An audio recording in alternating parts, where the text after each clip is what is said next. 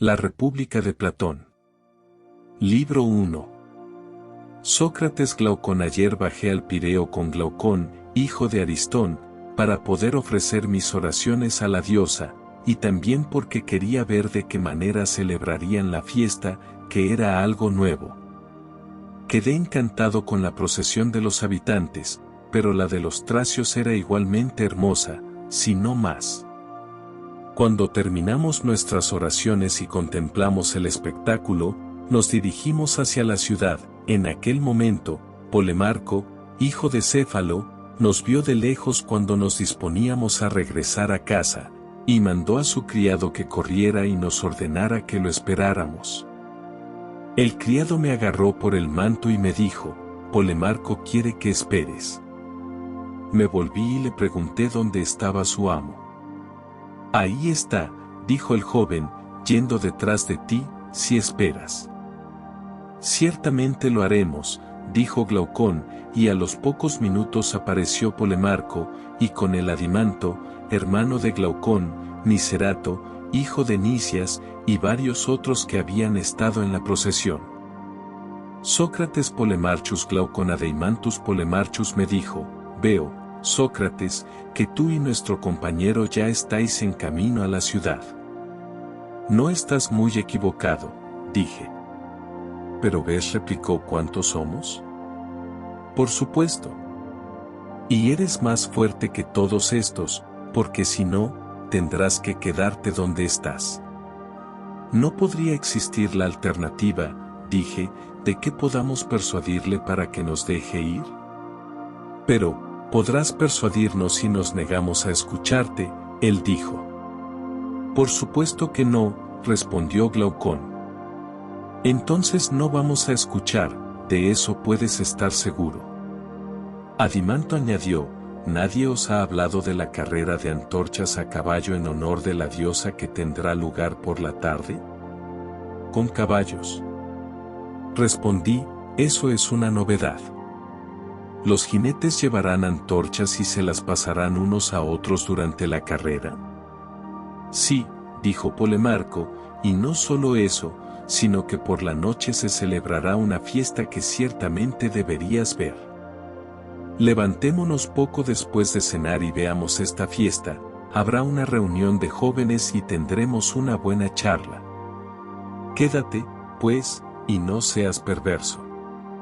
Glaucón dijo: supongo, ya que insistes, que debemos hacerlo. Muy bien, respondí.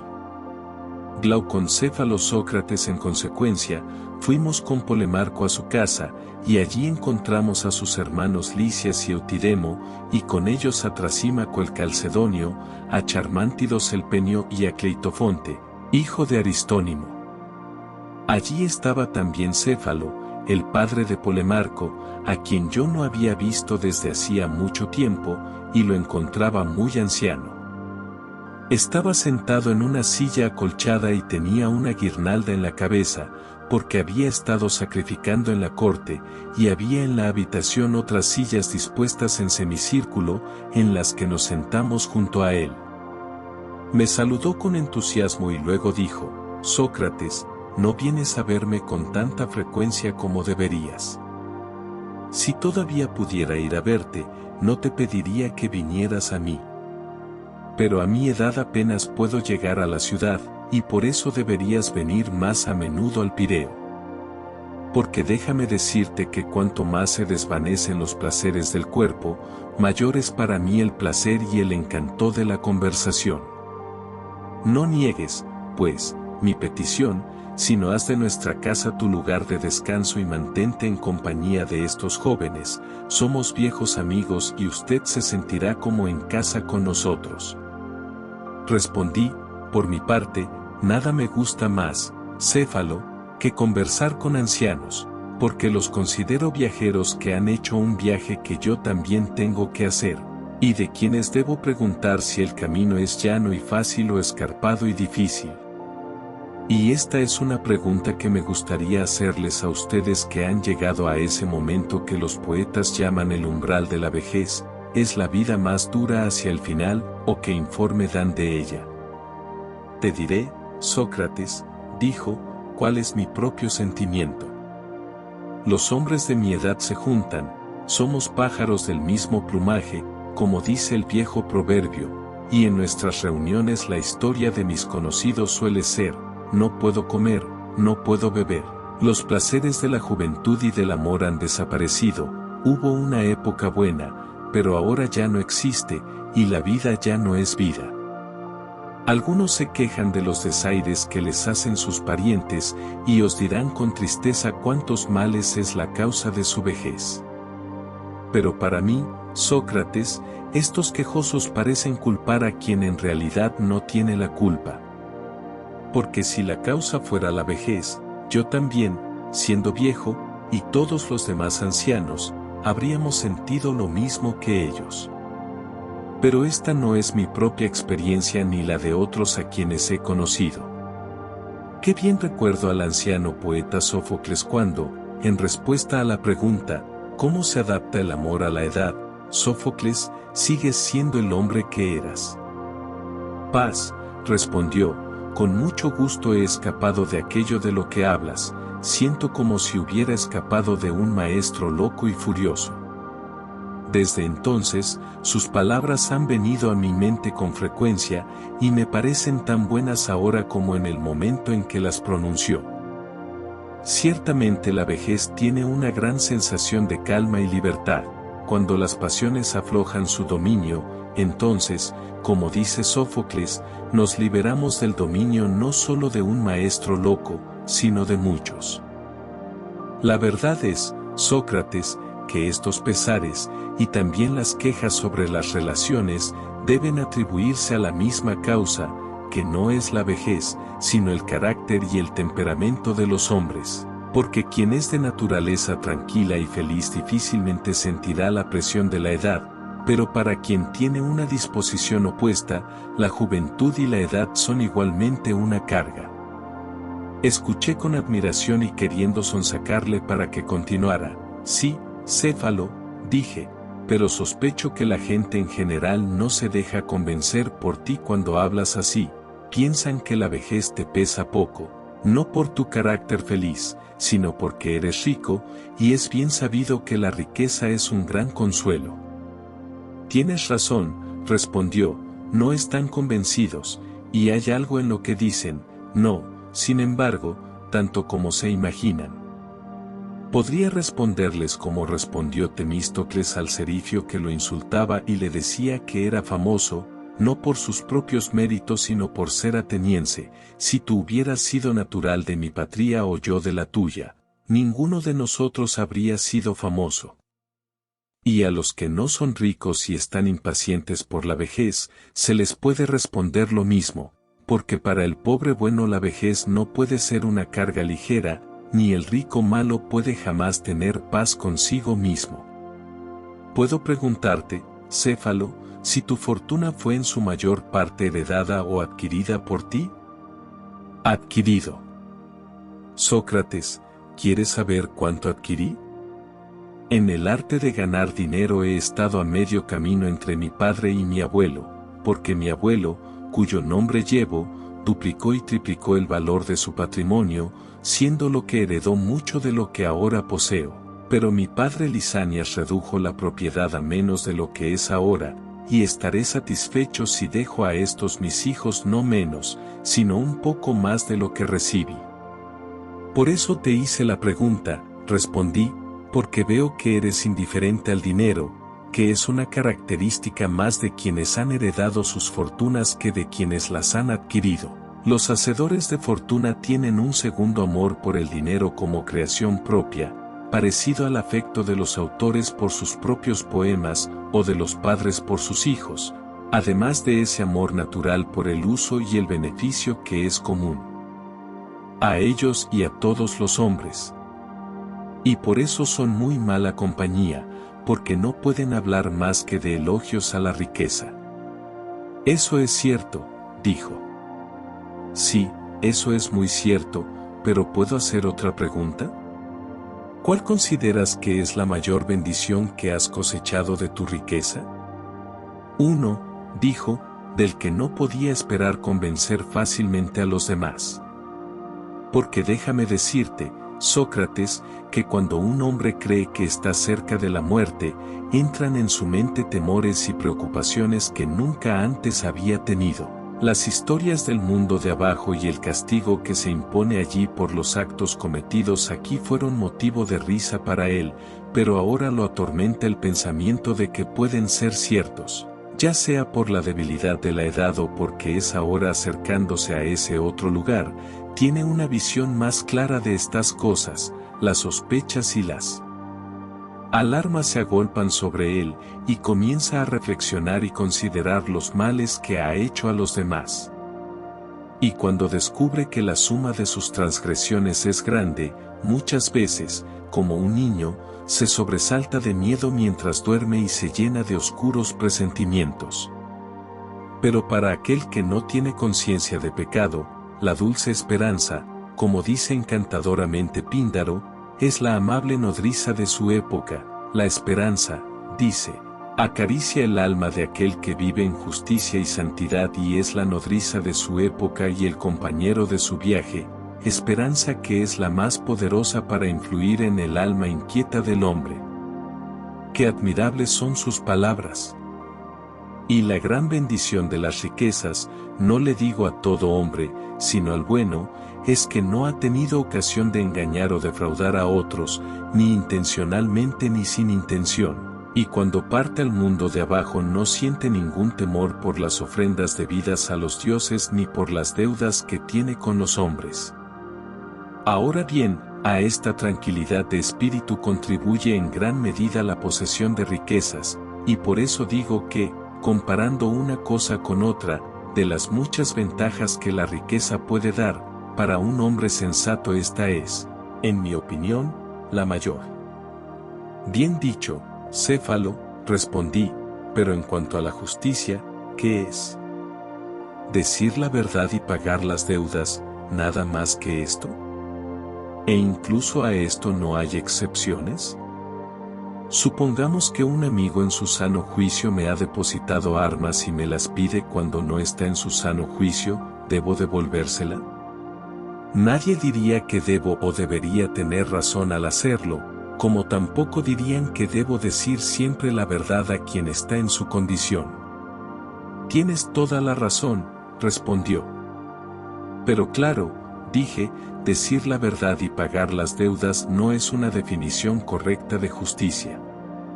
Céfalo Sócrates Polemarco muy cierto, Sócrates, si hay que creer a Simónides, intervino Polemarco. Temo, dijo Céfalo, que debo irme ahora, porque tengo que ocuparme de los sacrificios, y entrego el argumento a Polemarco y la compañía. ¿No es Polemarco vuestro heredero? Yo dije. Por cierto, respondió, y se fue riendo a los sacrificios. Sócrates Polemarco, dime entonces, oh heredero del argumento, que dijo Simónides, y según tú verdaderamente dijo, sobre la justicia. Dijo que el pago de una deuda es justo, y al decirlo me parece que tiene razón. Lamentaría dudar de la palabra de un hombre tan sabio e inspirado, pero su significado, aunque probablemente claro para usted, es lo contrario de claro para mí. Porque ciertamente no quiere decir, como decíamos ahora, que deba devolver un depósito de armas o de cualquier otra cosa a quien lo pide cuando no está en su sano juicio, y, sin embargo, no se puede negar que un depósito es una deuda. Verdadero. Entonces, cuando la persona que me pregunta no está en su sano juicio, ¿no debo hacer la devolución? Ciertamente no. Cuando Simónides dijo que el pago de una deuda era justicia, ¿no quiso incluir ese caso? Ciertamente no, porque piensa que un amigo siempre debe hacerle el bien y nunca el mal. ¿Quieres decir que la devolución de un depósito de oro que perjudica al receptor? Si las dos partes son amigas, ¿no es el pago de una deuda? ¿Eso es lo que te imaginas que diría? Sí. ¿Y los enemigos también deben recibir lo que les debemos? Ciertamente, dijo, deben recibir lo que les debemos, y un enemigo, a mi modo de ver, debe a otro lo que le es debido o propio, es decir, el mal. Simónides, entonces, a la manera de los poetas, parecería haber hablado oscuramente de la naturaleza de la justicia, porque en realidad quiso decir que la justicia es dar a cada uno lo que le es propio, y a esto lo llamó deuda. Ese debe haber sido su significado, dijo. Por el cielo. Respondí, y si le preguntáramos qué cosa es debida o propia da la medicina, ¿y a quién, qué respuesta pensáis que nos daría? Seguramente respondería que la medicina proporciona drogas, carne y bebida al cuerpo humano. ¿Y qué es lo debido o propio de la cocina, y a qué? Condimento a la comida. ¿Y qué es lo que da la justicia y a quién? Sí, Sócrates, debemos guiarnos por la analogía de los ejemplos anteriores, entonces la justicia es el arte que da el bien a los amigos y el mal a los enemigos. ¿Ese es su significado entonces? Creo que sí. ¿Y quién es más capaz de hacer el bien a sus amigos y el mal a sus enemigos en tiempo de enfermedad? El físico. ¿O cuando están de viaje, en medio de los peligros del mar? El piloto. ¿Y con qué clase de acciones o con vistas a qué resultado es más capaz el justo de hacer daño a su enemigo y bien a sus amigos? En ir a la guerra contra uno y en hacer alianzas con el otro. Pero, mi querido Polemarco, cuando un hombre está sano, ¿no hace falta un médico? No. ¿Y el que no está de viaje no necesita piloto? No. ¿Entonces en tiempos de paz la justicia no servirá de nada? Estoy muy lejos de pensarlo. ¿Cree que la justicia puede ser útil tanto en la paz como en la guerra? Sí. ¿Como la agricultura para la adquisición de maíz? Sí. ¿O como zapatería para la adquisición de zapatos? ¿Qué es lo que cree que la justicia puede ser útil tanto en la paz como en la guerra? Sí. ¿Como la agricultura para la adquisición de maíz? Sí. ¿O como zapatería para la adquisición de zapatos? ¿Qué es lo que cree que la justicia puede ser útil tanto en la paz como en la guerra? Sí. ¿Como la agricultura para la adquisición de maíz? Sí. ¿O como zapatería para la adquisición de zapatos? ¿Qué es lo que a qué te refieres? Sí. ¿Y qué uso semejante o poder de adquisición tiene la justicia en tiempo de paz? En los contratos, Sócrates, la justicia sirve. ¿Y por contratos te refieres a asociaciones? Exactamente. Pero, ¿es el hombre justo o el jugador hábil un compañero más útil y mejor en un juego de damas? El jugador habilidoso. Y en la colocación de ladrillos y piedras, el justo es más útil o mejor compañero que el constructor. Todo lo contrario. Entonces, ¿en qué tipo de sociedad el hombre justo es mejor compañero que el arpa, del mismo modo que al tocar el arpa es ciertamente mejor compañero que el hombre justo? En una sociedad de dinero. Sí, Polemarco, pero seguramente no en el uso del dinero, porque no queréis que un hombre justo os aconseje en la compra o venta de un caballo. Un hombre que sepa de caballo sería mejor para eso, ¿no es así? Ciertamente. Y cuando se quiere comprar un barco, ¿sería mejor el carpintero o el piloto? Verdadero. ¿Cuál es entonces ese uso conjunto de la plata o del oro en el que debe preferirse al justo? Cuando desea que un depósito se mantenga de forma segura. ¿Te refieres a cuando no se quiere dinero, sino que se le permite mentir? Precisamente. Es decir, ¿la justicia es útil cuando el dinero no sirve? Esa es la inferencia. Y cuando se quiere mantener a salvo una poda, entonces la justicia es útil para el individuo y para el Estado, pero cuando quieres usarlo, ¿el arte del viñador? Claramente. Y cuando quisieras conservar un escudo o una lira, y no usarlos, dirías que la justicia es útil, pero cuando se quieren utilizar, el arte del soldado o del músico. Ciertamente. Y lo mismo con respecto a todas las demás cosas, la justicia es útil cuando es inútil, e inútil cuando es útil. Esa es la inferencia. Entonces la justicia no sirve para mucho. Pero consideremos este punto adicional, no es el que mejor puede dar un golpe en un combate de boxeo o en cualquier tipo de pelea el que mejor puede defenderse de un golpe. Ciertamente. ¿Y quién es más hábil para prevenir o escapar de una enfermedad es más capaz de crearla? Verdadero. ¿Y es la mejor guardia de un campamento la que es más capaz de adelantarse al enemigo? Ciertamente. Entonces el que es buen guardián de algo, ¿también es buen ladrón? Eso, supongo, es algo que se puede inferir.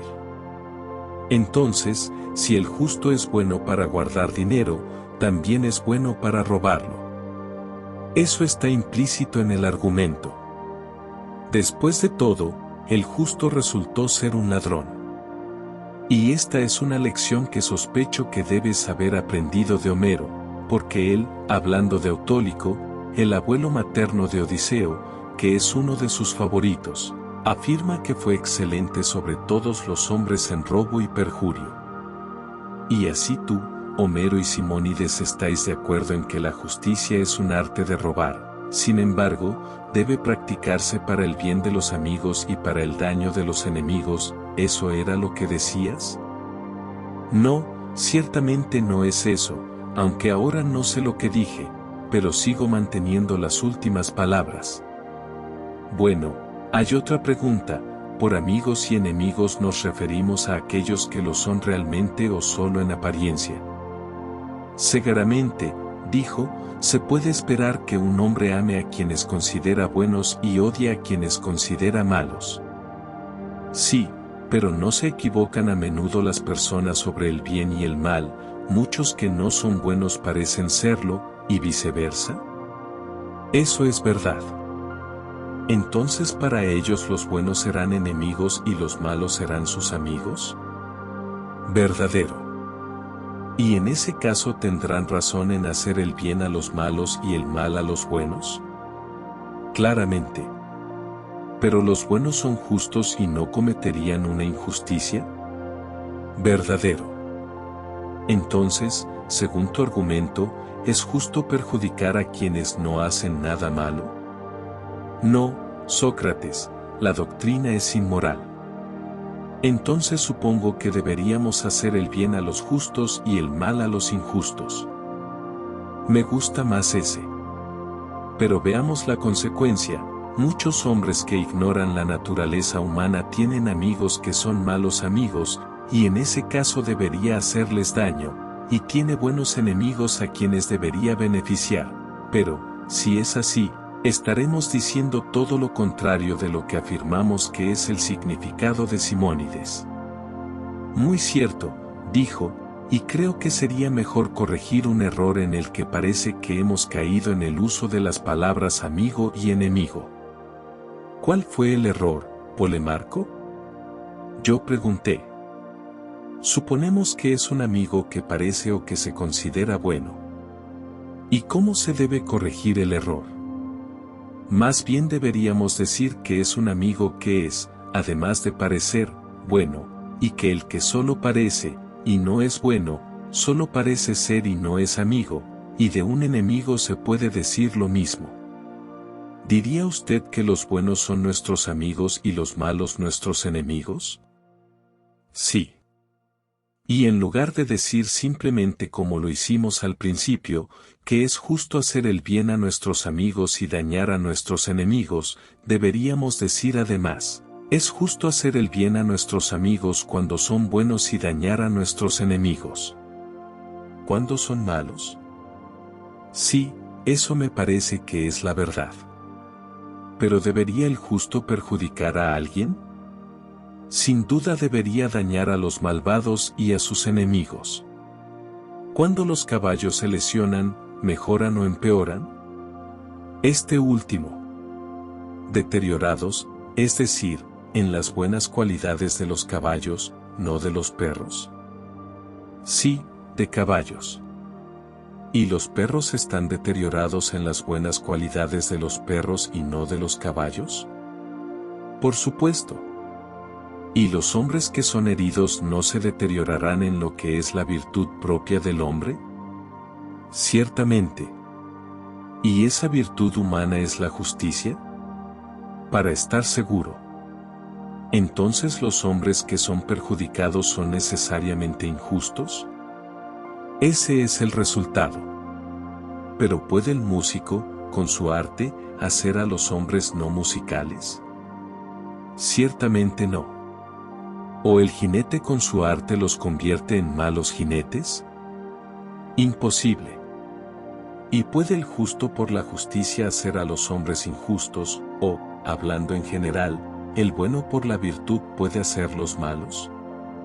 Seguramente no. ¿Algo más que el calor puede producir frío? No puede. ¿O sequía y humedad? Claramente no.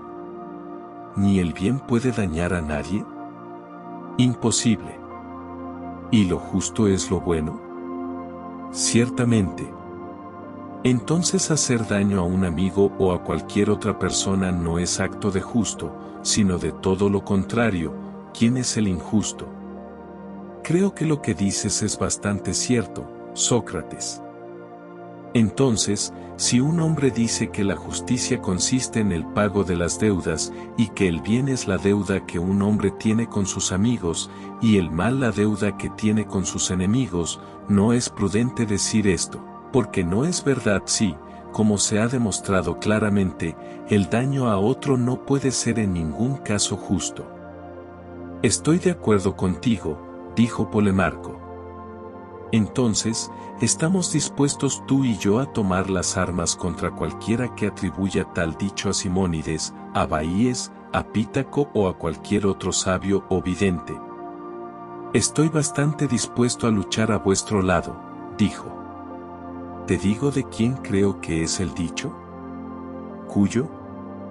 Creo que Periandro o Pérdicas o Jerjes o Ismenias el Tebano, o algún otro hombre rico y poderoso, que tenía una gran opinión de su propio poder, fue el primero en decir que la justicia es hacer bien a tus amigos y mal a tus enemigos. Es muy cierto, dijo. Sí, he dicho, pero si esta definición de justicia también fracasa, ¿qué otra se puede ofrecer? Varias veces en el curso de la discusión, Trasímaco había intentado tomar el argumento en sus propias manos, pero había sido rechazado por el resto de la compañía, que quería escuchar el final. Pero cuando Polemarco y yo terminamos de hablar y hubo una pausa, ya no pudo callar, y, reuniéndose, vino hacia nosotros como una fiera salvaje, tratando de devorarnos. Al verlo nos entró el pánico. Sócrates, Polemarco, Trasímaco gritó a toda la concurrencia, ¡qué locura! ¿Sócrates se ha apoderado de todos vosotros? ¿Y por qué, tontos, os derribáis unos a otros? Yo digo que si quieres saber realmente qué es la justicia, no solo debes preguntar sino responder, y no debes buscar honor para ti mismo en la refutación de un oponente, sino tener tu propia respuesta. Porque hay muchos que pueden preguntar y no pueden responder. Y ahora no quiero que digas que la justicia es deber o ventaja o ganancia o interés, porque a mí no me convienen estas tonterías, debo tener claridad y exactitud. Sus palabras me invadieron el pánico y no pude mirarlo sin temblar. De hecho, creo que si no hubiera fijado mis ojos en él, me habría quedado mudo. Pero cuando vi que se enfurecía, lo miré primero y, por lo tanto, pude responderle. Trasímaco, dije con un temblor, no seas duro con nosotros. Es posible que Polemarco y yo hayamos cometido un pequeño error en el argumento, pero puedo asegurarles que el error no fue intencional. Si estuviéramos buscando una pieza de oro, no se imaginarían que nos estábamos golpeando unos a otros y perdiendo así la oportunidad de encontrarla. ¿Y por qué, cuando buscamos la justicia, algo más precioso que muchas piezas de oro, dices que nos sometemos débilmente unos a otros y no hacemos todo lo posible para llegar a la verdad? No, mi buen amigo, estamos muy dispuestos y ansiosos de hacerlo, pero el hecho es que no podemos. Y si es así, ustedes que lo saben todo, deberían compadecernos y no enojarse con nosotros. Qué característico de Sócrates, respondió con una risa amarga, ese es tu estilo irónico. No preví, no os lo he dicho ya, que cualquier cosa que le preguntaran se negaría a responder, y probaría la ironía o cualquier otra mezcla para evitar responder. Eres un filósofo, Trasímaco, respondí, y bien sabes que si preguntas a una persona qué números componen 12, teniendo cuidado de prohibirle que responda 2 veces 6, o 3 veces 4, o 6 veces 2, o 4. 3 veces, porque este tipo de tonterías no me convienen, entonces, obviamente, esa es tu forma de plantear la pregunta, nadie puede responderte. Pero supongamos que él respondiera, Trasímaco, ¿qué quieres decir? Si uno de estos números que prohíbes fuera la verdadera respuesta a la pregunta, ¿debo decir falsamente algún otro número que no sea el correcto? ¿Es ese lo que quieres decir? ¿Cómo le responderías? Como si los dos casos fueran iguales, él dijo. ¿Por qué no deberían serlo? Respondí, y aunque no lo sean, sino que solo se lo parezcan al que se pregunta, ¿no debería decir lo que piensa, se lo prohíbamos o no usted y yo? ¿Presumo entonces que vas a dar una de las respuestas prohibidas? Me atrevo a decir que puedo, a pesar del peligro, si tras reflexionar apruebo cualquiera de ellos. Pero ¿y si os doy una respuesta sobre la justicia distinta y mejor, dijo, que cualquiera de estas? ¿Qué mereces que te hayan hecho? Hecho conmigo. Como corresponde al ignorante, debo aprender de los sabios, eso es lo que merezco que me hayan hecho. ¿Qué, y sin pago? Una idea agradable. Pagaré cuando tenga el dinero, respondí. Sócrates Trasímaco Glaucón, pero tú sí, Sócrates, dijo Glaucón, y tú, Trasímaco, no debes preocuparte por el dinero, porque todos haremos una contribución para Sócrates. Sí, respondió, y entonces Sócrates hará lo que siempre hace, negarse a responderse a sí mismo, pero tomará y desmenuzará la respuesta de otro. Bueno, mi buen amigo, dije, ¿cómo puede alguien responder que sabe, y dice que sabe, simplemente nada? ¿Y a quién, incluso si tiene algunas nociones propias, un hombre de autoridad le dice que no las exprese? Lo natural es que el hablante sea alguien como usted que profesa saber y puede decir lo que sabe. ¿Será usted tan amable de responder, para edificación de la empresa y de mí mismo? Glaucón y el resto de la compañía se unieron a mi petición y Trasímaco, como cualquiera pudo ver, en realidad estaba ansioso por hablar, porque pensó que tenía una excelente respuesta y se distinguiría. Pero al principio insistió en que respondiera, al fin accedió a empezar. Mirad, dijo, la sabiduría de Sócrates, se niega a aprender por sí mismo y aprende de otros, a quienes ni siquiera les da las gracias. ¿Qué aprendo de los demás? Respondí, es muy cierto, pero lo niego rotundamente que sea un desagradecido. Dinero no tengo, y por eso pago en elogios, que es todo lo que tengo, y cuán dispuesto estoy a elogiar a cualquiera que me parezca hablar bien, lo sabrás muy pronto cuando respondas, porque espero que respondas bien. Escucha, entonces, dijo, proclamo que la justicia no es otra cosa que el interés del más fuerte. ¿Y ahora por qué no me haces? Pero por supuesto que no lo harás. Primero déjame entenderte, respondí. La justicia, como usted dice, es el interés del más fuerte. ¿Qué significa esto, Trasímaco? No se puede decir que debido a que Polidamante, el pancratiasta, es más fuerte que nosotros y considera que comer carne de res favorece su fuerza corporal, comer carne de res es igualmente beneficioso para nosotros, que somos más débiles que él, y correcto. ¿Solo para nosotros? Eso es abominable de tu parte, Sócrates. Se toman las palabras en el sentido que sea más perjudicial para el argumento. En absoluto, mi buen señor, dije, estoy tratando de entenderlos, y desearía que fueras un poco más claro. Bueno, dijo, ¿nunca has oído que las formas de gobierno difieren? ¿Hay tiranías, hay democracias y hay aristocracias? Sí, lo sé. ¿Y el gobierno es el poder gobernante en cada estado? Ciertamente.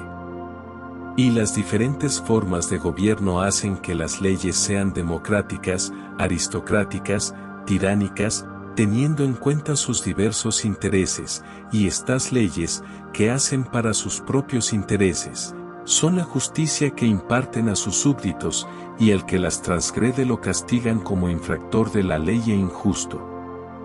Y a eso me refiero cuando digo que en todos los estados existe el mismo principio de justicia, que es el interés del gobierno, y como se supone que el gobierno tiene poder, la única conclusión razonable es que en todas partes hay un principio de justicia, que es el interés del más fuerte. Ahora te entiendo, dije, y si tienes razón o no, intentaré descubrirlo. Pero permítame señalar que, al definir la justicia, usted mismo ha utilizado la palabra interés que me prohibió utilizar. Es cierto, sin embargo, que en su definición se añaden las palabras del más fuerte. Hay que permitir una pequeña adición, dijo. Grande o pequeño, eso no importa, primero debemos preguntar si lo que estás diciendo es verdad. Ahora bien, ambos estamos de acuerdo en que la justicia es algún tipo de interés, pero usted continúa diciendo del más fuerte. Acerca de esta adición no estoy tan seguro y, por lo tanto, debo considerarlo más a fondo. Proceder. Lo haré, y primero dime, ¿admitís que es justo o los súbditos obedecer a sus gobernantes? Sí. Pero, ¿son absolutamente infalibles los gobernantes de los estados, o a veces están expuestos a equivocarse? Sin duda, respondió, están sujetos a equivocarse.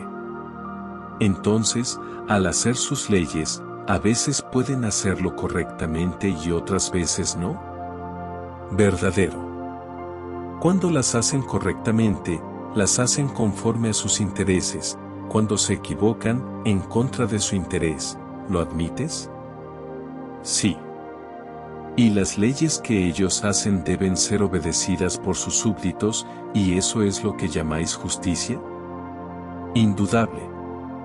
Entonces, la justicia, según su argumento, no es solo obediencia al interés del más fuerte sino todo lo contrario. ¿Qué es eso que estás diciendo?, preguntó. Solo repito lo que usted dice, creo. Pero consideremos, ¿no hemos admitido que los gobernantes pueden estar equivocados acerca de su propio interés en lo que mandan, y también que obedecerlos es justicia? ¿No se ha admitido eso? Sí. Entonces también debiste haber reconocido que la justicia no redunda en interés del más fuerte, cuando los gobernantes, sin querer, ordenan que se hagan cosas que les perjudican a ellos mismos. Porque sí, como dices, la justicia es la obediencia que el súbdito presta a sus órdenes, en ese caso, o el más sabio de los hombres, hay alguna manera de escapar a la conclusión de que a los más débiles se les ordena hacer, no lo que es por el interés, pero ¿qué hay de malo para el más fuerte? Nada puede ser más claro, Sócrates, dijo Polemarco. Sócrates, Cleitofonte, Polemarco, Trasímaco, sí. Intervino Cleitofonte, si se te permite ser su testigo. Pero no hay necesidad de ningún testigo, dijo Polemarco, porque el propio Trasímaco reconoce que los gobernantes a veces pueden ordenar lo que no es para su propio interés, y que obedecerles a los súbditos es justicia. Sí, Polemarco. Trasímaco dijo que es justo que los súbditos hagan lo que les ordenan sus gobernantes. Sí, Cleitofonte, pero también dijo que la justicia es el interés del más fuerte, y, admitiendo ambas proposiciones, reconoció además que el más fuerte puede ordenar a los más débiles, que son sus súbditos, que hagan lo que no es para su propio interés, de donde se sigue que la justicia es tanto el daño como el interés del más fuerte. Pero, dijo Cleitofonte, por interés del más fuerte entendía lo que el más fuerte pensaba que era su interés, esto era lo que el más débil tenía que hacer, y esto fue afirmado por él como justicia. Esas no fueron sus palabras, respondió Polemarco. Sócrates Trasímaco no importa, respondí, si ahora dice que sí, aceptemos su afirmación. Dime, Trasímaco, dije, ¿te refieres por justicia a lo que el más fuerte creía que era su interés, sea realmente así o no? Ciertamente no, dijo. ¿Crees que llamo más fuerte al que se equivoca en el momento en que se equivoca? Sí, dije, mi impresión fue que así lo hiciste, cuando admitiste que el gobernante no era infalible pero que a veces podía equivocarse. Discutes como un delator, Sócrates. ¿Quieres decir, por ejemplo, que quien se equivoca acerca de los enfermos es médico en el sentido de que se equivoca? ¿O que quien se equivoca en aritmética o en gramática es aritmético o gramático en el momento en que comete el error, respecto del error? Es cierto que decimos que el médico, el aritmético o el gramático han cometido un error, pero esto es solo una manera de hablar. Porque el hecho es que ni el gramático ni cualquier otra persona hábil se equivoca jamás en la medida en que es lo que su nombre implica, ninguno de ellos yerra a menos que les falle la habilidad, y entonces dejan de ser artistas hábiles.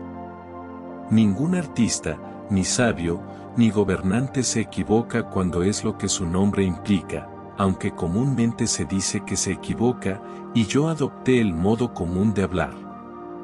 Pero para ser exactos, puesto que eres tan amante de la exactitud, deberíamos decir que el gobernante, en cuanto gobernante, es infalible, y, siendo infalible, siempre manda lo que es para su propio interés, y se requiere que el sujeto ejecute sus órdenes, y por tanto, como dije al principio y ahora repito, la justicia es el interés del más fuerte. En efecto, Trasímaco, ¿te parece realmente que discuto como un delator? Ciertamente, respondió. ¿Y supone usted que hago estas preguntas con la intención de herirle en la discusión? No, respondió, supongamos no es la palabra, lo sé, pero serás descubierto y por pura fuerza de argumento nunca prevalecerás. No lo intentaré, querido amigo. Pero para evitar cualquier malentendido entre nosotros en el futuro, déjame preguntarte, ¿en qué sentido hablas de un gobernante o más fuerte cuyo interés, como decías, siendo el superior, es justo que el inferior ejecute? ¿Es un gobernante en el sentido popular o en el sentido estricto del término? En el sentido más estricto de todos, afirmó. Y ahora haz trampa y hazte el delator si puedes. No pido cuartel a tus manos. Pero nunca podrás, nunca. ¿Y crees, dije, que estoy tan loco como para intentar engañar, Trasímaco? También podría afeitar a un león. Vaya, dijo, lo intentó hace un minuto y fracasó. Basta, dije, de civilizaciones. Será mejor que te haga una pregunta, ¿es el médico, en el sentido estricto del que hablas, un sanador de enfermos o un hacedor de dinero? Y recuerda que ahora estoy hablando del verdadero médico. Un sanador de enfermos, respondió. Y el piloto, es decir, el verdadero piloto, ¿es capitán de marineros o simple marinero? Un capitán de marineros. No se tendrá en cuenta la circunstancia de que navegue en el barco, ni tampoco se le debe llamar marinero. El nombre de piloto con el que se distingue no tiene nada que ver con la navegación, pero es significativo de su habilidad y de su autoridad sobre los marineros. Muy cierto, dijo. Ahora bien, dije, todo arte tiene un interés. Ciertamente. ¿Para qué el arte debe considerar y prever? Sí, ese es el objetivo del arte. Y el interés de cualquier arte es su perfección, esto y nada más. ¿Qué quieres decir? Me refiero a lo que puedo ilustrar negativamente con el ejemplo del cuerpo. Supongamos que me preguntaran si el cuerpo es autosuficiente o tiene necesidades, yo respondería, ciertamente el cuerpo tiene necesidades, porque el cuerpo puede estar enfermo y necesitar ser curado, y por lo tanto tiene intereses a los que ministra el arte de la medicina, y este es el origen y la intención de la medicina, como reconoceréis. ¿No estoy en lo cierto? Muy bien, respondió. Pero, el arte de la medicina o cualquier otro arte es defectuoso o deficiente en alguna cualidad de la misma manera que el ojo puede tener deficiencias en la vista o el oído en la audición, y por lo tanto requiere otro arte para satisfacer los intereses de ver y oír. ¿Tiene el arte en sí mismo, digo, alguna responsabilidad similar ante la culpa o el defecto, y todo arte necesita otro arte suplementario para satisfacer sus intereses, y este y otro sin fin? ¿O las artes deben velar solo por sus propios intereses? ¿O no tienen necesidad de sí mismos ni de otro? Al no tener faltas ni defectos, no tienen necesidad de corregirlos, ni por el ejercicio de su propio arte ni de ningún otro, solo tienen que considerar el interés de su tema. Porque todo arte permanece puro e impecable sin dejar de ser verdadero, es decir, perfecto e intacto. Tome las palabras en su sentido exacto y dígame si no tengo razón. Sí, claro. ¿Entonces la medicina no considera el interés de la medicina, sino el interés del cuerpo? Es cierto, dijo. Tampoco el arte de la equitación. Consideran los intereses del arte de la equitación, pero los intereses del caballo, ninguna otra arte se preocupa por sí misma, porque no tiene necesidades, solo se preocupan por aquello que es el objeto de su arte. Es cierto, dijo. Pero seguramente, Trasímaco, ¿las artes son superiores y gobernantes de sus propios súbditos? A esto él asintió con mucha desgana. Entonces, dije, ninguna ciencia o arte considera o prescribe el interés del más fuerte o superior, sino solo el interés del sujeto y más débil. Intentó refutar también esta proposición, pero finalmente accedió. Entonces, continué, ningún médico, en la medida en que es médico, considera su propio bien en lo que prescribe, sino el bien de su paciente, porque el verdadero médico es también un gobernante que tiene como sujeto al cuerpo humano, y no es un simple hacedor de dinero, que ha sido admitido. Sí. Y el piloto, en el sentido estricto del término, ¿es también un gobernante de marineros y no un simple marinero? Eso ha sido admitido. Y tal piloto y gobernante proveerá y prescribirá para el interés del marinero que está bajo sus órdenes, y no para su propio interés o el del gobernante. Él dio un sí reacio. Entonces, dije, Trasímaco, no hay nadie en ningún gobierno que, en cuanto gobernante, considere o ordene lo que es para su propio interés, pero siempre lo que sea del interés de su tema o adecuado a su arte, a eso mira, y solo eso considera en todo lo que dice y hace. Cuando llegamos a este punto de la discusión, y todos vieron que la definición de justicia había sido completamente alterada, Trasímaco, en lugar de responderme, dijo, dime, Sócrates, ¿tienes una enfermera? ¿Por qué haces esa pregunta?, dije, cuando más bien deberías responderla. Porque os deja lloriquear y nunca os limpia la nariz, ni siquiera os ha enseñado a distinguir al pastor de las ovejas. ¿Qué te hace decir eso? Respondí. Porque os imagináis que el pastor o pastor engorda o cuida las ovejas o los bueyes con miras a su propio bien y no al bien de sí mismo o de su amo, y además te imaginas que los gobernantes de los estados, si son verdaderos gobernantes, nunca consideran a sus súbditos como ovejas, y que no están estudiando su propio beneficio día y noche.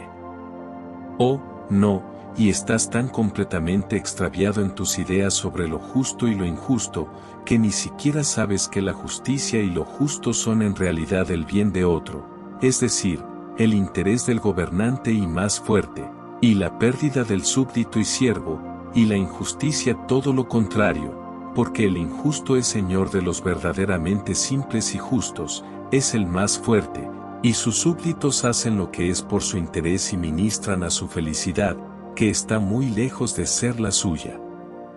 Consideremos además, tonto Sócrates, que el justo siempre sale perdiendo en comparación con el injusto.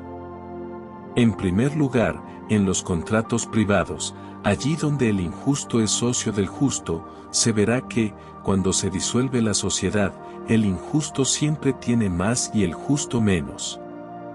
En segundo lugar, en sus relaciones con el Estado, cuando hay un impuesto sobre la renta, el justo pagará más y el injusto menos por la misma cantidad de renta, y cuando hay algo que recibir, uno no gana nada y el otro mucho.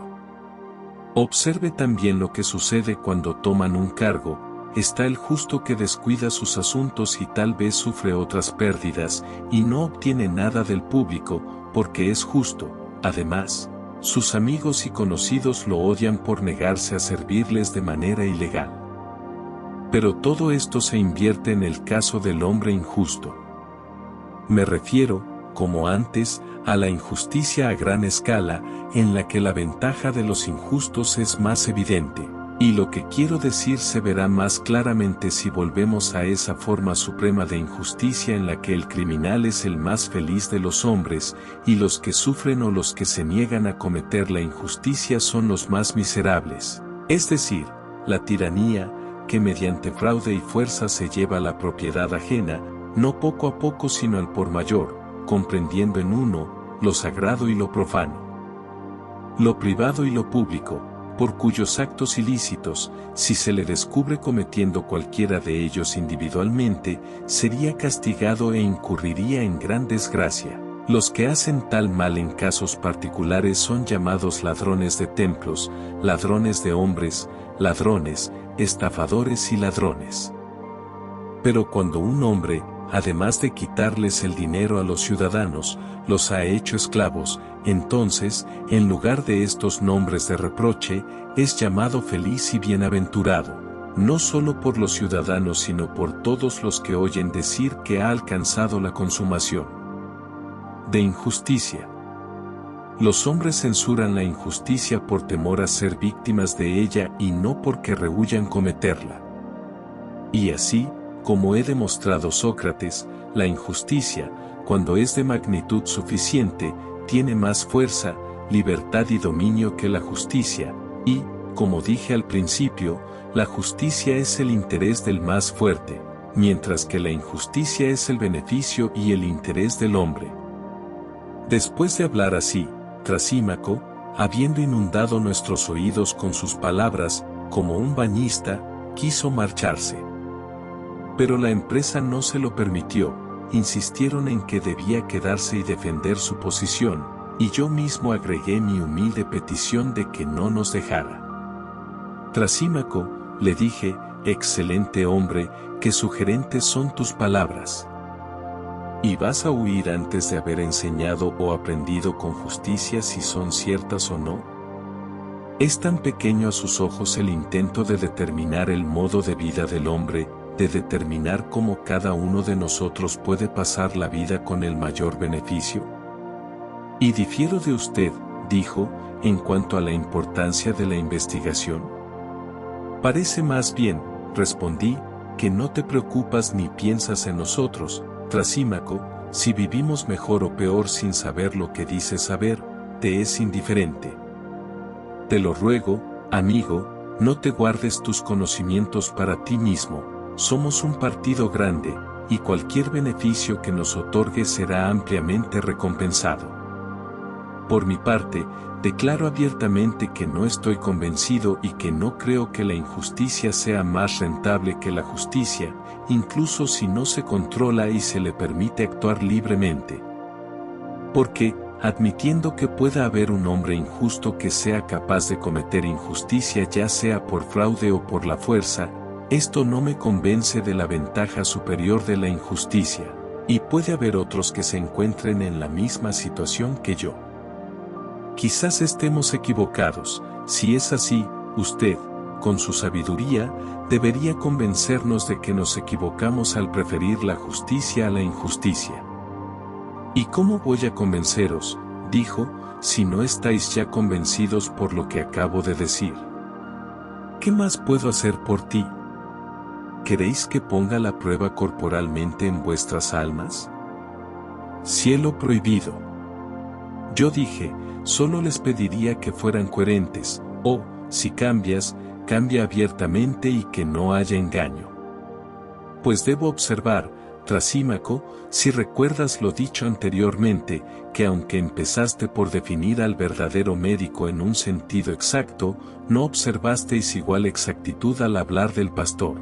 Pensaste que el pastor como pastor cuida a las ovejas no con vistas a su propio bien, sino como un simple comensal o banqueteador con vistas a los placeres de la mesa, o, también, como comerciante en venta en el mercado, y no como pastor. Sin embargo, segaramente el arte del pastor se ocupa únicamente del bien de sus súbditos, solo tiene que proporcionarles lo mejor, puesto que la perfección del arte ya está asegurada cuando se satisfacen todas sus exigencias. Y eso era lo que decía hace un momento sobre el gobernante. Concebí que el arte del gobernante, considerado como gobernante, ya sea en un estado o en la vida privada, solo podía considerar el bien de su rebaño o de sus súbditos, mientras que usted parece pensar que a los gobernantes de los estados, es decir, a los verdaderos gobernantes, les gusta tener autoridad. Pensar. No, estoy seguro de ello. Entonces, ¿por qué en el caso de cargos menores los hombres nunca los asumen voluntariamente y sin pago, a menos que tengan la idea de que gobiernan no para beneficio propio sino de otros? Déjame hacerte una pregunta, ¿no son diferentes las diversas artes porque cada una tiene una función separada? Y, mi querido e ilustre amigo, di lo que piensas para que podamos avanzar un poco. Sí, esa es la diferencia, respondió. Y cada arte nos da un bien particular y no solo general. La medicina, por ejemplo, nos da salud, navegación, seguridad en el mar, etc. Sí, dijo. Y el arte de pagar tiene la función especial de dar pago, pero no lo confundimos con otras artes, como tampoco se debe confundir el arte del piloto con el arte de la medicina, porque la salud del piloto puede mejorarse. Por un viaje por mar ¿no se sentiría usted inclinado a decir que la navegación es el arte de la medicina, al menos si adoptamos su uso exacto del lenguaje? Ciertamente no. ¿O porque un hombre goza de buena salud cuando recibe un salario, no dirías que el arte de pagar es medicina? Debería decir que no. Tampoco diría usted que la medicina es el arte de recibir pago porque un hombre cobra honorarios cuando se dedica a curar. Ciertamente no. Y hemos admitido, dije, que el bien de cada arte se limita especialmente al arte. Sí. Entonces, si hay algún bien que todos los artistas tienen en común, ¿debe atribuirse a algo del que todos tienen el uso común? Cierto, respondió. Y cuando el artista se beneficia al recibir una paga, la ventaja se obtiene mediante un uso adicional del arte de pagar, que no es el arte que profesa? Él asintió a regañadientes.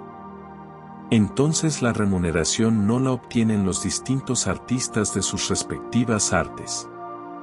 Pero la verdad es que mientras el arte de la medicina da salud y el arte del constructor construye una casa, les asiste otro arte que es el arte de pagar. Las diversas artes pueden estar haciendo sus propios negocios y beneficiando a aquello que presiden, pero ¿recibiría el artista algún beneficio de su arte a menos que también se le pagara? Supongo que no. Pero, ¿acaso no proporciona ningún beneficio cuando trabaja a cambio de nada? Sin duda, confiere un beneficio. Ahora bien, Trasímaco, ya no hay duda de que ni las artes ni los gobiernos velan por sus propios intereses, pero, como decíamos antes, gobiernan y velan por los intereses de sus súbditos, que son los más débiles y no los más fuertes, atienden a su bien y no al bien del superior.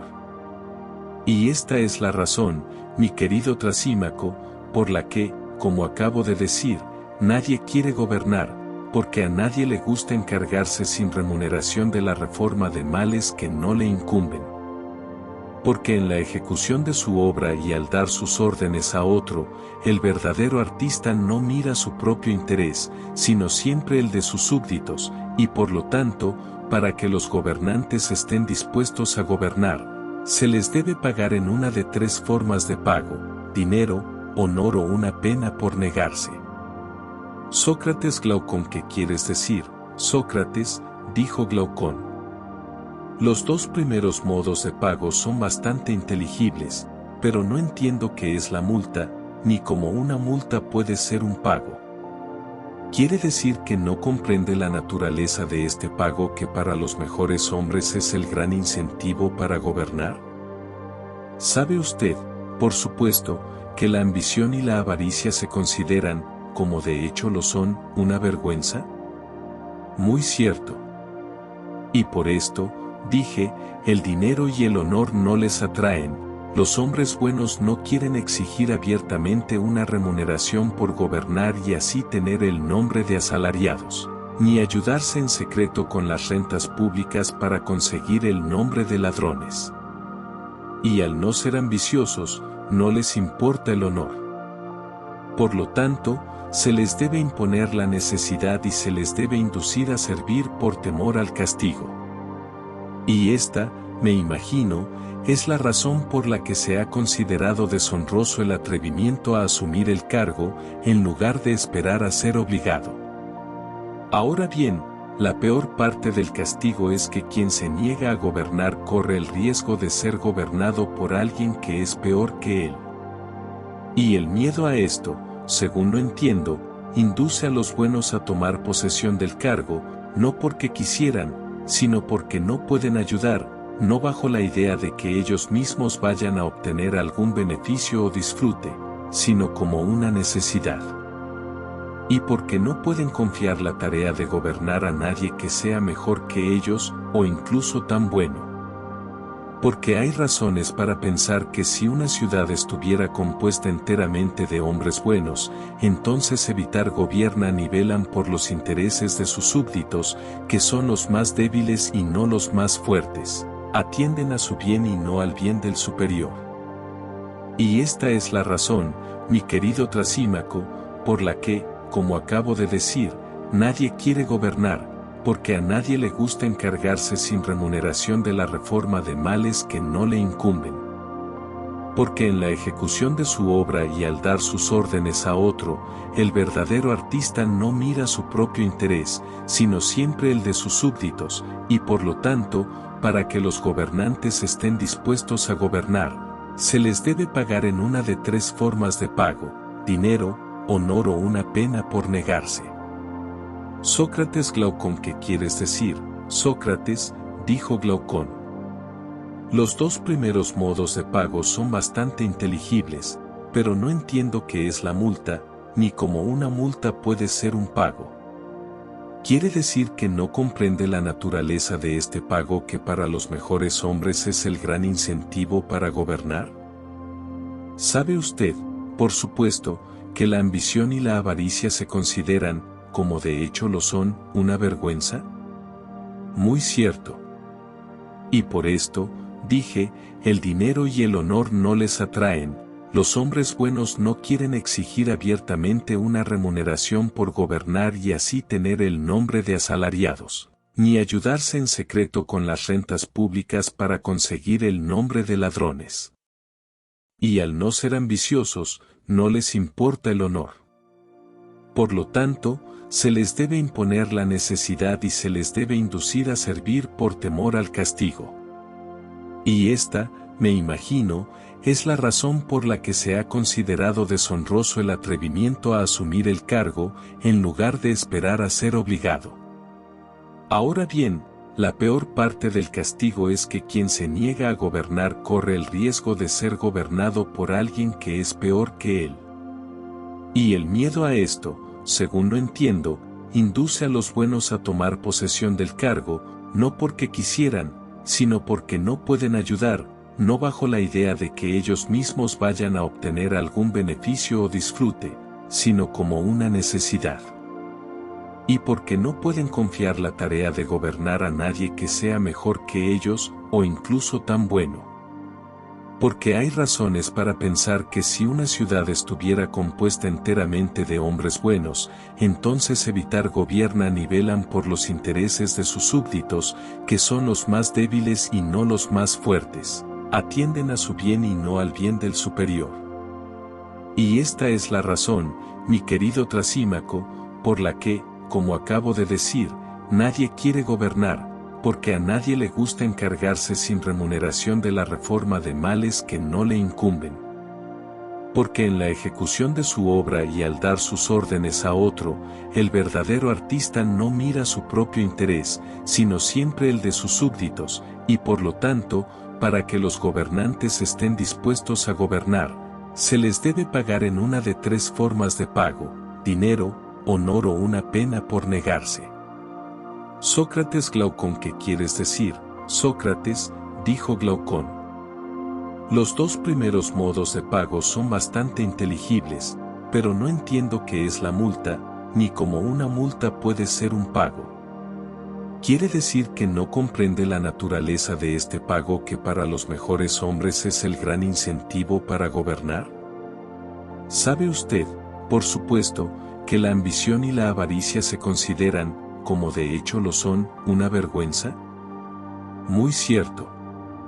Y por esto, dije, el dinero y el honor no les atraen, los hombres buenos no quieren exigir abiertamente una remuneración por gobernar y así tener el nombre de asalariados, ni ayudarse en secreto con las rentas públicas para conseguir el nombre de ladrones.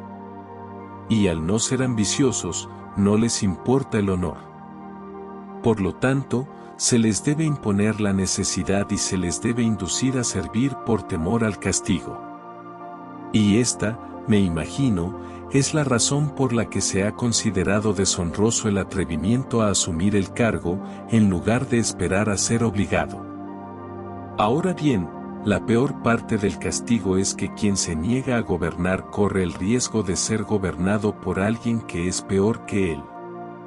Y el miedo a esto, según lo entiendo, induce a los buenos a tomar posesión del cargo, no porque quisieran, sino porque no pueden ayudar, no bajo la idea de que ellos mismos vayan a obtener algún beneficio o disfrute, sino como una necesidad.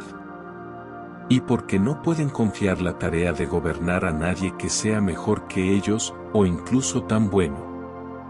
Porque hay razones para pensar que si una ciudad estuviera compuesta enteramente de hombres buenos, entonces evitar, pero no entiendo qué es la pena, ni cómo una pena puede ser un pago. ¿Quiere decir que no comprende la naturaleza de este pago que para los mejores hombres es el gran incentivo para gobernar? ¿Sabe usted, por supuesto, que la ambición y la avaricia se consideran, como de hecho lo son, una vergüenza? Muy cierto. Y por esto, dije, el dinero y el honor no les atraen, los hombres buenos no quieren exigir abiertamente una remuneración por gobernar y así tener el nombre de asalariados, ni ayudarse en secreto con las rentas públicas para conseguir el nombre de ladrones. Y al no ser ambiciosos, no les importa el honor. Por lo tanto, se les debe imponer la necesidad y se les debe inducir a servir por temor al castigo. Y esta, me imagino, es la razón por la que se ha considerado deshonroso el atrevimiento a asumir el cargo, en lugar de esperar a ser obligado. Ahora bien, la peor parte del castigo es que quien se niega a gobernar corre el riesgo de ser gobernado por alguien que es peor que él. Y el miedo a esto, según lo entiendo, induce a los buenos a tomar posesión del cargo, no porque quisieran, sino porque no pueden ayudar, no bajo la idea de que ellos mismos vayan a obtener algún beneficio o disfrute, sino como una necesidad. Y porque no pueden confiar la tarea de gobernar a nadie que sea mejor que ellos, o incluso tan bueno. Porque hay razones para pensar que si una ciudad estuviera compuesta enteramente de hombres buenos, entonces evitar, pero no entiendo qué es la pena, ni cómo una pena puede ser un pago. ¿Quiere decir que no comprende la naturaleza de este pago que para los mejores hombres es el gran incentivo para gobernar? ¿Sabe usted, por supuesto, que la ambición y la avaricia se consideran, como de hecho lo son, una vergüenza? Muy cierto. Y por esto, dije, el dinero y el honor no les atraen. Los hombres buenos no quieren exigir abiertamente una remuneración por gobernar y así tener el nombre de asalariados, ni ayudarse en secreto con las rentas públicas para conseguir el nombre de ladrones. Y al no ser ambiciosos, no les importa el honor. Por lo tanto, se les debe imponer la necesidad y se les debe inducir a servir por temor al castigo. Y esta, me imagino, es la razón por la que se ha considerado deshonroso el atrevimiento a asumir el cargo, en lugar de esperar a ser obligado. Ahora bien, la peor parte del castigo es que quien se niega a gobernar corre el riesgo de ser gobernado por alguien que es peor que él. Y el miedo a esto, según lo entiendo, induce a los buenos a tomar posesión del cargo, no porque quisieran, sino porque no pueden ayudar, no bajo la idea de que ellos mismos vayan a obtener algún beneficio o disfrute, sino como una necesidad. Y porque no pueden confiar la tarea de gobernar a nadie que sea mejor que ellos, o incluso tan bueno. Porque hay razones para pensar que si una ciudad estuviera compuesta enteramente de hombres buenos, entonces evitar el cargo de identificación sería un objeto de tanta controversia como lo es actualmente la obtención de un cargo. Entonces deberíamos tener pruebas claras de que el verdadero gobernante no está destinado por naturaleza a considerar su propio interés, sino el de sus súbditos. Y cualquiera que supiera esto preferiría recibir un beneficio de otro que tener la molestia de conferirlo. Estoy tan lejos de estar de acuerdo con Trasímaco en que la justicia es el interés del más fuerte. Esta última cuestión no necesita ser discutida más por el momento, pero cuando Trasímaco dice que la vida de los injustos es más ventajosa que la de los justos, su nueva afirmación me parece de carácter mucho más serio. ¿Quién de nosotros ha dicho la verdad? ¿Y qué clase de vida prefieres, Glaucón? Yo, por mi parte, considero más ventajosa la vida de los justos, respondió. ¿Oíste todas las ventajas de lo injusto que ensayaba Trasímaco? Sí, lo escuché, respondió, pero no me ha convencido. Entonces, trataremos de encontrar alguna manera de convencerlo, si podemos, de que está diciendo algo que no es cierto. Ciertamente, respondió. Sí, dije, él hace un discurso fijo y nosotros hacemos otro contando todas las ventajas de ser justos, y él contesta y nosotros volvemos a unirnos. Debe haber una numeración y medición de los bienes que se reclaman de una y otra parte, y al final querremos que los jueces decidan, pero si procedemos en nuestra investigación como lo hicimos últimamente, admitiéndonos unos a otros, uniremos los oficios de juez y abogado en nuestras propias personas. Muy bien, dijo. ¿Y qué método creo que prefieres? Yo dije. Eso que te propones. Bueno, entonces, Trasímaco, dije, empieza por el principio y respóndeme. ¿Dices que la injusticia perfecta es más lucrativa que la justicia perfecta? Sócrates Glaucón Trasímaco, sí, eso es lo que digo y os he dado mis razones. ¿Y cuál es tu opinión sobre ellos? ¿Llamarías a uno de ellos virtud y al otro vicio? Ciertamente. Supongo que llamarías a la justicia virtud y a la injusticia vicio. ¡Qué idea tan encantadora! También es muy probable, ya que afirmo que la injusticia es rentable y la justicia no. ¿Qué más dirías entonces? Todo lo contrario, respondió. ¿Y llamarías vicio a la justicia?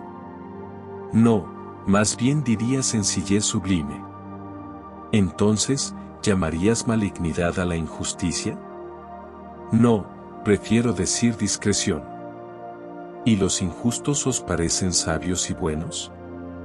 Sí, dijo, en cualquier caso, aquellos de ellos que pueden ser perfectamente injustos y que tienen el poder de someter a estados y naciones, pero tal vez me imagine hablando de rateros. Incluso esta profesión, si pasa desapercibida, tiene ventajas, aunque no se pueden comparar con aquellas de las que acabo de hablar. No creo haber entendido mal lo que quieres decir, Trasímaco, respondí, pero aún así no puedo oír sin asombro que clasificas la injusticia con la sabiduría y la virtud, y la justicia con lo contrario. Ciertamente lo hago para clasificarlos. Ahora, dije, estás en un terreno más sustancial y casi incontestable, porque si la injusticia que sostenías como provechosa hubiera sido admitida por ti como por otros como vicio y deformidad, se te podría haber dado una respuesta basada en principios recibidos, pero ahora veo que llamarás honorable y fuerte a la injusticia, y atribuirás a los injustos todas las cualidades que antes atribuíamos a los justos, puesto que no dudas en equiparar la injusticia con la sabiduría y la virtud. Lo has adivinado de forma infalible, respondió. Entonces, ciertamente, no debería evitar seguir adelante con el argumento mientras tenga razones para pensar que tú, Trasímaco, estás diciendo lo que realmente piensas, porque creo que ahora hablas en serio y no te diviertes a costa nuestra. Puede que hable en serio o no, pero ¿qué te importa eso a ti? Refutar el argumento es asunto tuyo. Muy cierto, dije, eso es lo que tengo que hacer. Pero ¿sería tan amable de responder una pregunta más? ¿Intenta el justo obtener alguna ventaja sobre el justo? Muy diferente, si lo hiciera, no sería la criatura sencilla y divertida que es. ¿Y trataría de ir más allá de la simple acción? Él no lo haría. ¿Y cómo consideraría el intento de obtener ventajas sobre los injustos? Eso sería considerado por él como justo o injusto. Lo consideraría justo y trataría de obtener ventaja, pero no podría. Si podría o no, dije, no viene al caso. Mi pregunta es solo si el hombre justo, mientras se niega a tener más que otro hombre justo, desearía y pretendería tener más que el injusto. Sí, lo haría. ¿Y qué pasa con el injusto? ¿Acaso pretende tener más que el justo y hacer más de lo que es justo? Por supuesto, dijo, porque afirma tener más que todos los hombres. ¿Y el hombre injusto se esforzará y luchará por obtener más que el hombre o acción injusta para poder tener más que todos? Verdadero. Podemos plantear la cuestión así, dije, el justo no desea más que lo similar sino más que lo diferente, mientras que el injusto desea más que lo similar y lo diferente. Nada, afirmó, puede ser mejor que esa afirmación. ¿Y el injusto es bueno y sabio, y el justo no es ninguna de las dos cosas? Bien de nuevo, dijo. ¿Y no son los injustos como los sabios y los buenos y los justos diferentes de ellos? Por supuesto, dijo, el que es de cierta naturaleza, es como los que son de cierta naturaleza, el que no es, no. Cada uno de ellos, dije, ¿es tal como es su semejante? Ciertamente, respondió. Muy bien, Trasímaco, dije, y ahora, tomemos el caso de las artes, ¿admitirías que un hombre es músico y otro no es músico? Sí. ¿Y cuál es sabio y cuál es necio? Es evidente que el músico es sabio, y el que no es músico es necio. ¿Y es bueno en cuanto sabio, y malo en cuanto necio? Sí. ¿Y dirías lo mismo del médico? Sí. ¿Y crees, mi excelente amigo, que un músico cuando ajusta la lira desearía o pretendería exceder o ir más allá de un músico en apretar y aflojar las cuerdas? No creo que lo haría. ¿Pero afirmaría que supera a los no músicos? Por supuesto. ¿Y qué dirías del médico? Al prescribir carnes y bebidas, desearía ir más allá de otro médico o más allá de la práctica de la medicina. Él no lo haría. ¿Pero desearía ir más allá de lo no médico? Sí. Y sobre el conocimiento y la ignorancia en general, fíjate si crees que cualquier hombre que tenga conocimiento desearía alguna vez tener la opción de decir o hacer más que otro hombre que tiene conocimiento. ¿No preferiría decir o hacer lo mismo que le gusta en el mismo caso? Eso, supongo, no se puede negar. ¿Y los ignorantes? ¿No desearía tener más que el que sabe o el que ignora? Me atrevo a decir. ¿Y el conocimiento es sabio? Sí. ¿Y el sabio es bueno? Verdadero. Entonces el sabio y el bueno no desearán obtener más que su semejante, sino más que su desemejante y opuesto. Supongo que sí. Mientras que los malos y los ignorantes desearán ganar más que ambos. Sí. Pero no dijimos, Trasímaco, que el injusto va más allá de sus semejantes y de sus desemejantes. ¿No fueron estas tus palabras? Ellos eran. Y también dijiste que la lujuria no irá más allá de lo similar sino de lo diferente. Sí. Entonces el justo es como el sabio y el bueno, y el injusto como el malo y el ignorante. Esa es la inferencia. ¿Y cada uno de ellos es tal como es? Eso fue admitido. Entonces el justo ha resultado ser sabio y bueno y el injusto malo e ignorante. Trasímaco hizo todas estas confesiones, no con fluidez, como las repito, pero sí con extrema desgana. Era un caluroso día de verano y el sudor le brotaba a torrentes, y entonces vi lo que nunca había visto antes, Trasímaco sonrojándose. Como ahora estábamos de acuerdo en que la justicia era virtud y sabiduría, y la injusticia vicio e ignorancia, pasé a otro punto. Bueno, dije, Trasímaco, ese asunto ya está resuelto, pero ¿acaso no estábamos diciendo también que la injusticia tenía fuerza? ¿Te acuerdas? Sí, lo recuerdo, dijo, pero no creas que apruebo lo que dices o no tengo respuesta. Sin embargo, si respondiera, seguramente me acusaríais de sermonear. Por lo tanto, permítame expresar mi opinión, o si prefiere preguntar, hágalo y le responderé muy bien, como les dicen a las ancianas que cuentan cuentos, y asentiré con la cabeza sí y no. Ciertamente no, dije, si es contrario a tu verdadera opinión. Sí, dijo, lo haré, para complacerte, ya que no me dejas hablar. ¿Qué más tendrías? Nada en el mundo, dije, y si así lo deseas, te preguntaré y responderás. Proceder. Luego repetiré la pregunta que hice antes, para que nuestro examen de la naturaleza relativa de la justicia y la injusticia pueda realizarse con regularidad. Se dijo que la injusticia es más fuerte y poderosa que la justicia, pero ahora se demuestra fácilmente que la justicia, identificada con la sabiduría y la virtud, es más fuerte que la injusticia. Si la injusticia es ignorancia, esto ya no puede ser cuestionado por nadie.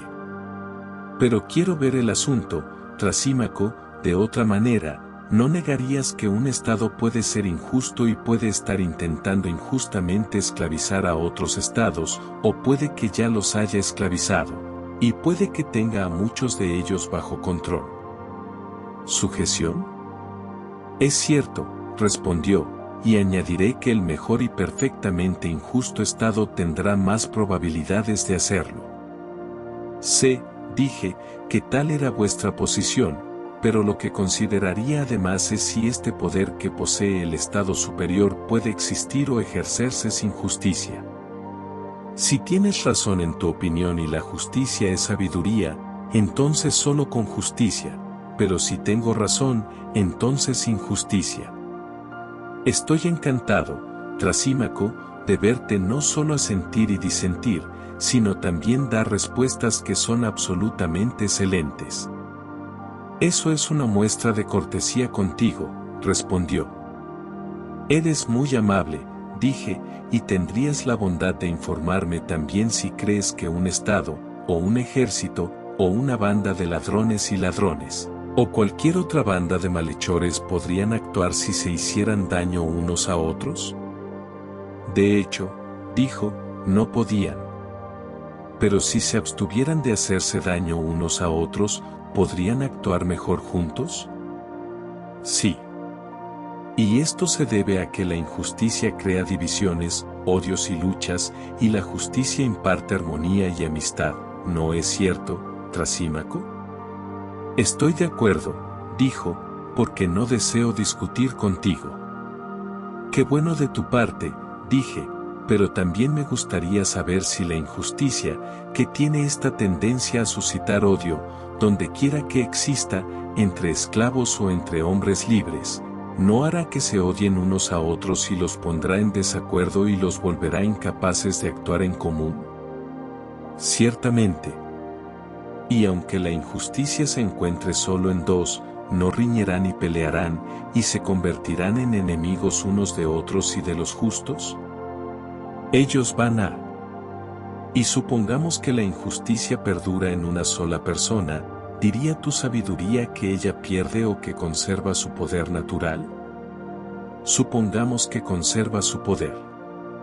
Sin embargo, el poder que ejerce la injusticia, no es de tal naturaleza que donde quiera que ella establezca su morada, ya sea en una ciudad, en un ejército, en una familia o en cualquier otro cuerpo, ese cuerpo, para empezar, se vuelve incapaz de acción unida por motivo de sedición y distracción, y no se convierte en su propio enemigo y en desacuerdo con todos los que se le oponen y con los justos?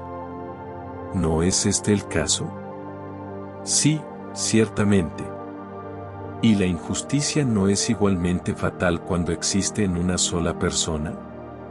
En primer lugar, hacerlo incapaz de actuar porque no está en unidad consigo mismo, y en segundo lugar, convertirlo en enemigo de sí mismo y de los justos. ¿No es cierto, Trasímaco? Sí. Y oh amigo mío, dije, ¿seguramente los dioses son justos? Es cierto que lo son. Pero si es así, ¿los injustos serán enemigos de los dioses y los justos serán sus amigos? Disfrute del triunfo y disfrute de la discusión, no me opondré a usted, no sea que desagrade a la compañía. Pues bien, continúa con tus respuestas y déjame comer el resto de mi comida. Porque ya hemos demostrado que los justos son claramente más sabios, mejores y más capaces que los injustos, y que los injustos son incapaces de actuar en común, es más, hablar como lo hicimos de hombres malvados que actúan juntos vigorosamente en cualquier momento no es estrictamente cierto, porque si hubieran sido perfectamente malvados, se habrían impuesto las manos unos a otros. Pero es evidente que debió quedar en ellos algún resto de justicia que les permitió combinarse, si no lo hubiera. Habido se habrían herido unos a otros así como a sus víctimas, no eran más que medio villanos en sus empresas, porque si hubieran sido villanos y completamente injustos, habrían sido completamente incapaces de actuar. Creo que esa es la verdad del asunto y no lo que usted dijo al principio. Pero si los justos tienen una vida mejor y más feliz que los injustos es otra cuestión que también nos propusimos considerar.